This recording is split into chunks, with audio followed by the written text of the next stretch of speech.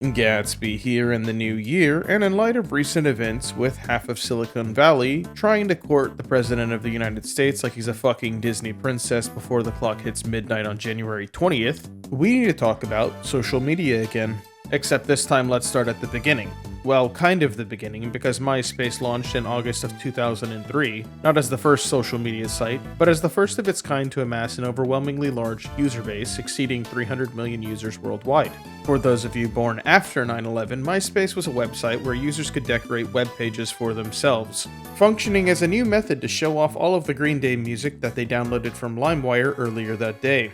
MySpace contributed majorly to the zeitgeist of the mid-2000s internet experience, but to anyone who grew up during that time, or more likely, you watched that movie with Now You See Me, Spider-Man, and the voice of Branch from Trolls, you would know about that website, the Facebook, that launched a year after in February of 2004 as a social media site for Harvard students when that used to actually still mean something. Eventually, Facebook would come in direct competition with MySpace in September 2006 when the site was opened for general use, completely eclipsing MySpace by 2009, becoming the de facto leader of the social media space. But what did social media in the mid-2000s actually feel like? Well, I'll tell you this much, there weren't as many ads. In my previous discussion about all things internet, I went over sites like Dig and Reddit, social forums that at the time focused more on discussion of topics rather than the users of the site. Moving to social media, however, you start to see the shift of focus being placed more on the users. Made immediately apparent when you consider the question, what was the benchmark of a successful MySpace account? With the answer being the friends list. After you create a new account, the site's first action is to automatically connect your page to the owner of the site, Tom MySpace. But this isn't just any connection, you've been added to his friend list.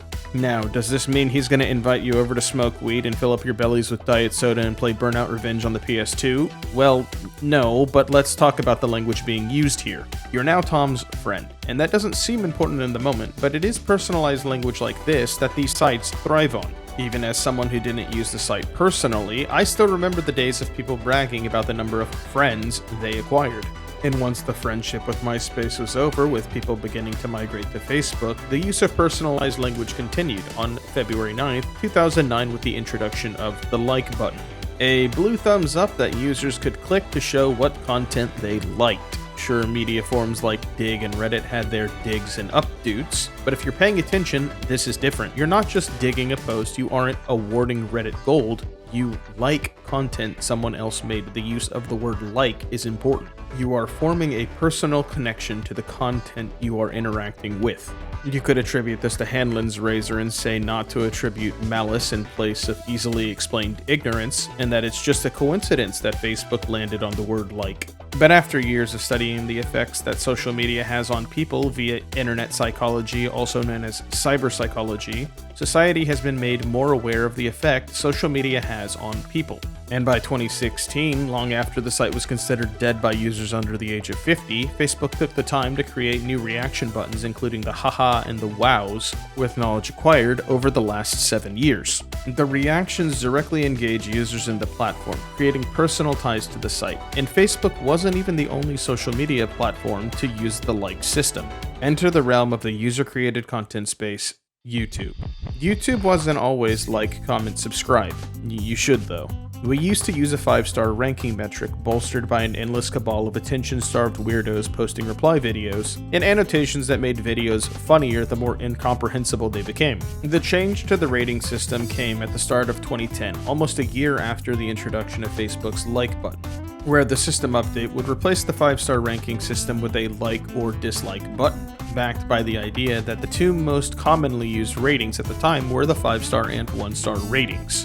This makes sense when you're more likely to interact with something you felt overwhelmingly positive or negative about than something you feel deserves about 8, 2, or 3 stars for. That said, I feel like it had to have been slightly motivated by Facebook, due in large part to Facebook's meteoric rise, with YouTube trying not to make it too obvious that they're looking at the work performed by their coworker just 1 year prior. You could say this is schizo posting when I say that it's continuing to foster a parasocial link between users and the platform, but by November 2021, YouTube made a decision to remove the public dislike, citing a desire to protect content creators from harassment through organized mass dislike brigades. In some ways, I get it, with 4 years prior, April 2017, Netflix making a decision to follow the 2010 YouTube and replacing their 5-star system with a like-dislike system. Definitely not due to Amy Schumer dropping a comedy set so universally despised that the streaming giant Netflix was looking for a way to obfuscate ratings in an attempt to squeeze out at least a few desperate views out of an otherwise dead-on-arrival comedy special by any means necessary. But the problem here is that unlike Netflix, who keeps their metrics a secret, content creators on YouTube can still see their total dislikes through their dashboard. And there are publicly accessible YouTube plugins that allow users to see those dislike totals anyway. Even if you ignore that though, there's the 1 to 10 rating system provided to each video upload on the creator dashboard to remind you exactly how poorly your current videos are doing when compared to that one time you talked about a mobile game. Even on the letter formerly known as Twitter, we've had several changes made prior to the rise of Herr Redditor-in-Chief Elongated Musk, where in November 2015, Twitter changed their star-shaped favorites button to the heart-shaped like button, citing cultural recognition.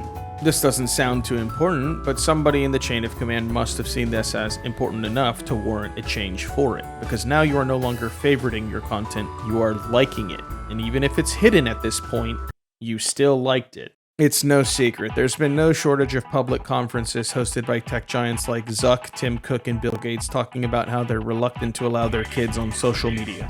Because at its core, it's a service billed as an addictive mess, tasked with the goal of frying dopamine receptors on an endless stream of content. Bridging the gap with personalized language and the application of cyber psychology has optimized these apps so much that it's probably not far off to call them the modern-day cigarette commercial from the 50s and 60s. This isn't a novel concept, I'm not the first to say this, and I definitely won't be the last to say that this is a very real thing, and I couldn't have asked for a better example as to why this is a problem than the very public response of the very brief happening that was the TikTok ban at the start of this year. I'm not going to get into the politics of the matter. From the very beginning, I felt like it was empty posturing for theatrical sake. The community response, however, was absolutely mental, with users immediately flocking to alternatives like Xiaohongshu, more commonly known as RedNote, a Chinese equivalent site named after the Little Red Book, a popular Chinese book filled with quotes from Mao Zedong, the former chairman of the Chinese Communist Party, only to be removed just as quickly from the platform due to an inability to understand why a different region of the world with different core values wouldn't want them to continue posting full-body provocative dance numbers for people to jerk off to. If that wasn't funny enough, in response to the shuttering of the site for only 24 to 48 hours, there were actual reports of people issuing 911 wellness checks for users who regularly visited the site to ensure that no one physically harmed themselves as a result. To which I'd also like to mention, despite being down for that same period of time, there was not a single wellness check made on Marvel Snap players reported online. So suck on that, Second Dinner. I'm not gonna act like I, a person who takes multiple days to edit videos in his spare time, am a better person than the next guy endlessly scrolling videos on TikTok. I mean, I am, but that's not the point. I just want people to think about how they interact with the websites that they use.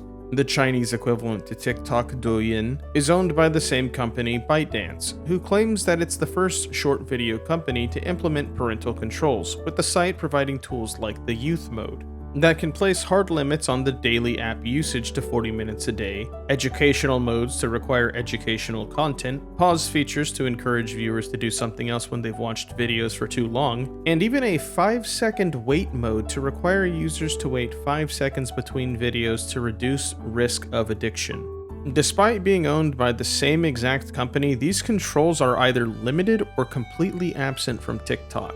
And during the recent scandal with the app Honey, someone said if a service isn't trying to sell you a product, it's because you're the product. And if what I've told you today isn't alarming, I implore you to reconsider.